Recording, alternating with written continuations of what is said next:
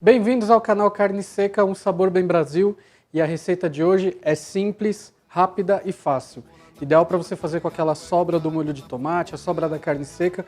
É uma entradinha de ovo de 5 minutos, não dá para chamar de ovo perfeito, com um molho de tomate com carne seca. Então solta a vinheta que daqui a pouco tem receita.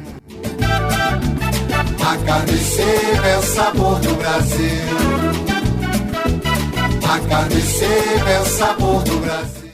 Para começar a nossa receita, é uma receita simples de uma panela só, então tem pouca louça para lavar depois, o que é muito bom também. Então a gente vai começar fazendo o quê? Colocando a nossa panela para esquentar. Na panela a gente vai refogar um pouquinho de bacon, a gente vai fritar esse bacon, que vai ser incorporado à carne seca, e depois a gente vai reservar um pouquinho dele crocante para fazer a finalização do prato por cima do ovo.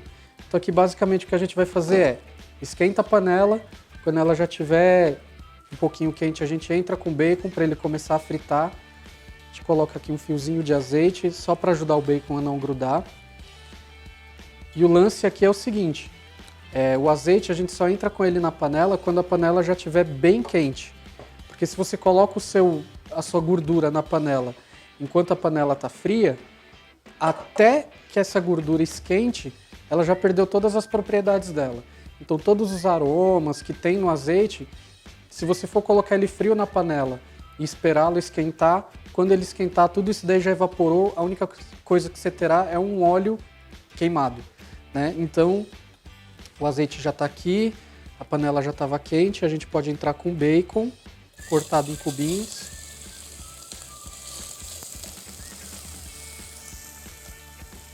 Então aqui o bacon ele tem um lance que é o seguinte. O bacon a gente sempre tira ele um ponto menos do que a gente acha que tem que tirar. Porque como ele tem muita gordura e essa gordura ela está muito quente, mesmo depois que você tira ele aqui da panela, ele vai continuar fritando enquanto ele estiver descansando ali fora. Então, se você não quer aquele bacon muito duro, quando ele estiver molinho assim, pegando uma corzinha dourada por fora, você já pode tirar e reservar para escorrer o excesso de gordura. E ele ainda vai continuar fritando na própria gordura. Aqui, ó, vocês podem ver o bacon quando ele começa a soltar essa espuminha, você tira ele da espuma, ele já está bem douradinho. Então nesse ponto aqui a gente pode tirar ele da panela, para ele continuar fritando aqui. A gente vai colocar ele no papel toalha. É que a gente tira. Esse bacon aqui a gente vai fazer o seguinte. Esse aqui eu vou deixar ele secando um pouquinho fora da gordura, que é o que a gente vai usar na finalização do prato. Esse outro restinho que está aqui dentro da panela, já com essa gordura, a gente faz o quê? Volta o fogo, volta ele para cá e a gente vai entrar agora com a nossa carne seca, que já está dessalgada e desfiada, tá todo mundo careca de saber como faz. Se não sabe ainda, tem vídeo aqui no canal ensinando a fazer, então clica aí, dá uma fuçada. Aqui o que a gente vai fazer? A gente vai fritar a carne seca só para ela pegar um pouquinho de textura, ficar um pouquinho crocante. Também não é primordial você fazer isso, por quê? Porque depois ela vai entrar num molho de tomate. Então toda essa crocância que a gente tenta dar na carne agora, ela meio que se perde dentro do molho. A gente faz isso porque esse queimadinho que a gente dá na carne seca, na real, é uma outra camada de sabor que a gente acrescenta a ela, e não é nem tanto pela textura nesse caso, é mais pelo sabor que ela ganha mesmo, dando essa refogada aqui junto com o bacon. Então aqui a gente vai deixar a carne seca dar uma torrada. Então aqui a nossa carne seca, ela já deu uma bela de uma tostada. Ó, você vê como ela tá bem sequinha, crocante. Então assim, é como eu falei, isso aqui não é nem tanto por uma questão de textura, é mais uma camada de sabor que a gente vai dar para o molho. Então agora o que a gente vai fazer? Tira isso aqui, apaga o fogo, a gente vai reservar essa carne seca. E na mesma panela onde a gente começou a fazer o bacon e a carne seca, a gente vai fazer agora o nosso molho de tomate. Assim, não é um molho de tomate clássico, ele tem uma base clássica, mas a gente tem algumas adaptações aqui que serão feitas, porque a cozinha ela é muito isso, ela é intuitiva. Você tem que fazer com o que você tem com o que você gosta, você não precisa se prender muito à regra, essas coisas. Então assim, se tiver tomate em lata, usa tomate em lata. Se só tiver o tomate in natura, usa o tomate in natura, não tem problema. Mas aqui a gente vai tentar fazer uma base próxima da receita clássica. Então a gente entra aqui com um pouco de azeite e a gente começa refogando a nossa cebola, né? Que a gente vai usar mais uma vez. A gente vai usar a cebola roxa. Essa questão da cebola, por que eu gosto de usar a cebola roxa? A cebola roxa, ela não é só que ela tem uma cor mais bonita. Por que ela é roxa? Ela é roxa porque ela tem beta-caroteno, que é o mesmo componente que você tem na beterraba, por exemplo. Então, entre usar a roxa e a branca, uma vez que as duas, para mim, têm praticamente o mesmo gosto, salvo a roxa, que ela é um pouquinho menos ácida. Então, assim, você tem que buscar características que agreguem ao seu prato. Então a cebola roxa, ela tem um pouco disso. Então aqui a gente vai deixar a cebola só dar uma suadinha até ela ficar translúcida. Nesse momento, você colocou a cebola na sua panela, você entra com uma pitadinha de sal. Esse sal, ele não é para temperar a cebola, é para ajudar a cebola a soltar mais o líquido dela, soltar a água, para que ela comece a caramelizar ao invés de tostar. Enquanto a cebola está terminando de murchar aqui, de dar essa primeira cozida nela, a gente vai pegar aqui alho. Para essa receita eu gosto muito de sentir os pedaços de alho, então eu não vou picar o alho, eu vou laminá-lo, que é para que quando você estiver comendo o molho, você sentir os pedacinhos de alho na boca, você morder o alho, né? Eu acho que é uma coisa que também faz diferença quando você está comendo um molho caseiro, não um molho que você compra pronto.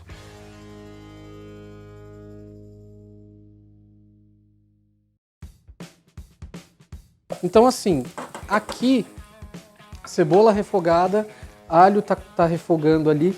Se você tivesse algum tipo de erva fresca para colocar, louro, tomilho, manjericão, a hora de entrar com essa erva seria agora, né? Então eu vou colocar mais um fiozinho de azeite para garantir que eu vou ter uma base de sabor sendo construída. Eu não quero deixar esse alho e essa cebola muito torradinha. Então, feito isso, eu vou entrar aqui agora com uns raminhos de tomilho fresco, deixar ele dar uma curtidinha nisso tudo aqui. E aí aqui começam as particularidades de cada um. Isso aqui é a sua base de sabor para o seu molho. Na receita clássica vai vinho? Não vai vinho, mas a gente vai usar. Muita gente, eu já vi isso em alguns lugares, você nunca finaliza um molho com vinho. O molho está pronto e você entra com vinho. Por quê? Se você fizer isso, você não dá à sua bebida a possibilidade de que o álcool evapore e que você fique só com as características boas dela para o seu molho, que é o aroma, que é o sabor da fruta. Então, assim, se você for colocar alguma bebida alcoólica em alguma preparação de molho, é importante que ele entre nesse momento, que é para ele ter tempo de evaporar, ficar com um sabor mais concentrado de vinho e não alcoólico, porque o álcool vai embora nesse momento aqui. A gente vai deixar isso aqui apurar um pouco, o vinho evaporar bem. Fica com um cheiro muito, muito bom. Tomilho e vinho é uma combinação. Tomilho, alho e vinho é uma combinação assim, sacanagem de boa. Então aqui o seu vinho já evaporou bem. Você vê que ele faz um fundinho aqui junto com a cebola, o alho e o tomilho. Nesse momento a gente vai fazer o quê? A gente vai entrar com o nosso tomate fresco. Aqui eu tenho um só para vocês darem uma olhadinha, mas ele já está todo picadinho em cubos aqui. Envolve tudo isso na panela. Envolve bem. E aí você vê que eu não precisei nem mexer na altura do fogo. O fato de colocar o tomate frio já fez com que aquilo que estava fritando diminuísse a temperatura dentro da panela. Então esse choque térmico do tomate faz com que ele solte a água dele. Então ele começa a cozinhar aqui, soltar os líquidos bem devagarinho. Mais uma vez, o que a gente faz? Um pouquinho de sal para ajudar nesse processo do tomate soltar a água. E agora vem um ponto controverso, né? Quando você está falando de um molho de tomate clássico, você pressupõe aquela coisa de cocção lenta, devagar, sem muita pressa. O molho de tomate ele remete a essa cozinha afetiva, então de cozinhar com mais calma e tudo mais. Se você estiver fazendo um molho de tomate nesses moldes, você não precisa colocar açúcar no molho. Por quê? Qual é a função do açúcar? O açúcar ele entra aqui para balancear a acidez que tem no tomate, na cebola e no vinho. Se você deixa esse molho cozinhar e apurar sozinho, essa acidez ela vai embora, então você não precisa do açúcar. Aqui, como a gente quer ganhar um pouco de tempo, a gente vai entrar aqui com 1 ou 2 colherinhas de café de açúcar. Eu vou colocar 2, porque está bem ácida a base desse molho. E aí isso vai fazer o quê? Você vê que se eu deixar isso aqui por mais um tempinho, ele vai começar a tomar uma consistência de uma geleia de tomate. Por quê? Porque o açúcar vai caramelizar a cebola, vai caramelizar o próprio tomate, né? Então ele vai ficar com um brilho, com uma textura de geleia, se eu deixar isso aqui cozinhando até o tomate desmanchar. Mas para ganhar um pouquinho de tempo, eu já vou entrar com a última parte do nosso molho, que é o quê? É o tomate pelado. O tomate pelado é ele que vai dar para o seu molho aquela cremosidade que ele precisa, sem você correr o risco de perder isso colocando água. Porque a água ela vai diluir todos os sabores que você tem aqui. Então se você puder colocar uma outra coisa aqui, um caldo de carne, um caldo de legumes, qualquer coisa que não seja água, você vai estar agregando sabor ao seu molho. E o tomate pelado, como ele tem essa grande quantidade de líquidos, ele acaba cumprindo essa função. E aqui a gente vai fazer uma parada que é a seguinte. Colocou todos os ingredientes do molho na panela, o que a gente vai fazer? A gente vai tampar. Nesse momento é muito importante que você tampe o molho, porque você quer criar um ambiente de calor propício para que tudo isso cozinhe e se misture lá dentro. Se você deixar sem tampa, o líquido desse molho ele vai evaporar sem dar tempo das coisas cozinharem nele. Então quando você coloca uma tampa, o que acontece? O calor sobe, o vapor sobe, ele vai bater na tampa, vai encontrar um obstáculo e vai fazer o quê? Vai descer de novo para dentro do seu molho, fazendo com que tudo isso cozinhe lá dentro. Então o que vai acontecer aqui agora é o quê? A gente vai deixar esse molho apurando aqui por uns 20, 30 minutos. E enquanto isso acontece, a gente vai colocar isso lá no nosso outro fogão, lá na cozinha de apoio. Olha que chique, a gente tem uma cozinha de apoio. Com essa o Douglas não contava, né? Pois é, a gente vai deixar o molho apurando lá na nossa cozinha de apoio. Vamos levar a panela para lá, daqui a pouco a gente volta, dá uma organizada nas coisas aqui. Já já a gente traz de volta. Então agora a gente vai dar início à última etapa do prato, que é o cozimento dos ovos. Aqui a gente já tem uma água que está fervendo, isso é outra dica legal. Sempre que você quiser ferver uma água, é legal você colocar uma tampa. Isso faz com que ela ferva mais rápido, né? É o mesmo processo do molho, porque o calor bate na tampa, volta e isso ajuda na fervura da água. Sempre que você estiver falando de cozinhar ovos ou qualquer outra coisa, e na receita tiver lá 5 minutos, 8 minutos, 8 minutos depois que a sua água estiver fervendo. A gente vai entrar aqui com os ovos. 5 minutinhos, a gente vai tirar o ovo dessa água e vai dar um choque térmico nele. Como é que você vai dar um choque térmico? Você vai tirar ele da água fervente e vai colocar ele numa bacia ou numa outra panela com água gelada, que é para você interromper o cozimento do ovo e não correr o risco da gema passar.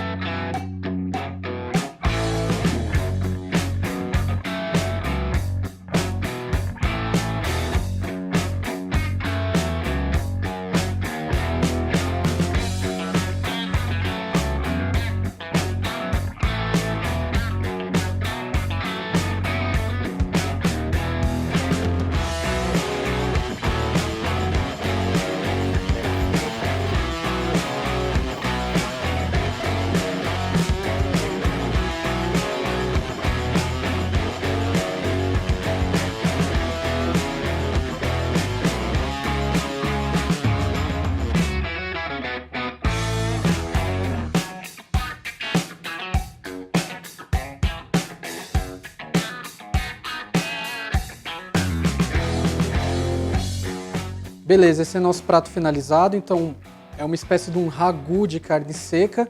Não dá para dizer exatamente o que é um ragu, porque o ragu é aquela carne que cozinha de maneira lenta, até desmanchar e tal. Talvez a inspiração seja muito mais um bolonhesa de carne seca, não sei. Então aqui a gente tem esse bolonhesa de carne seca, o ovinho de 5 minutos, a gente finalizou com um pouquinho de páprica picante e bacon por cima, finalizado com um raminho de tomilho e um pouquinho de azeite. Aqui a gente tem um pão português, mas se você quiser você pode usar na sua casa o pão italiano, o pão francês, o que você tiver, que é aquele pãozinho para você dar a chuchada no molho, para você se lambuzar no final. O legal do ovo, que a gente não mostrou para vocês, e eu também não sei se deu certo, porque isso daí a gente só sabe na hora de comer, né? Porque o que a gente quer? A clara cozida e a gema levemente cozida na extremidade com o miolinho dela mole. Vamos ver se ficou assim. É isso aí. Eu acho que deu certo, hein? Eu acho. Beleza, então vocês viram que deu certo, graças a Deus, né? Então, mais uma receita para vocês aí, super simples. Se tiver aquele restinho de molho na geladeira, aquela carne seca desfiada lá que você não sabe o que fazer com ela, mete ela no molho de tomate, faz um ovinho cozido de gema mole por cima, uma torradinha, e é um puta prato legal assim para um fim de noite, é uma coisinha, por incrível que pareça, um pouco mais leve, não tem carboidrato e tal, tirando o pão, né? Mas é isso. Espero que vocês gostem. Não se esqueçam de toda aquela novela lá. Se inscreve no canal, segue a gente no Facebook, Instagram, compartilha. Mais uma vez, deixa o seu joinha, deixa um comentário falando o que vocês acharam do vídeo, o que a gente pode melhorar.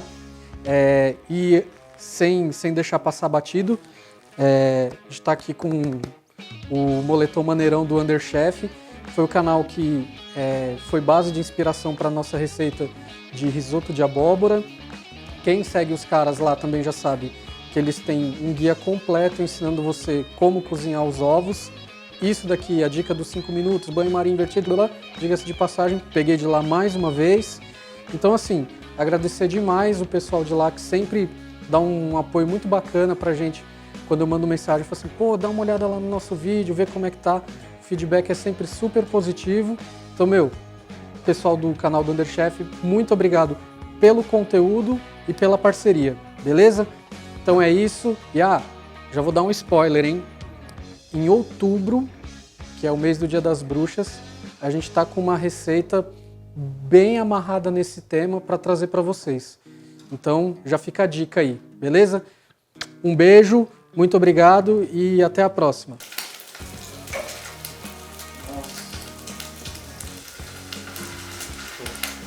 Sua espátula de silicone quebrou dentro do leite. Que beleza, hein? Pô, assim não dá.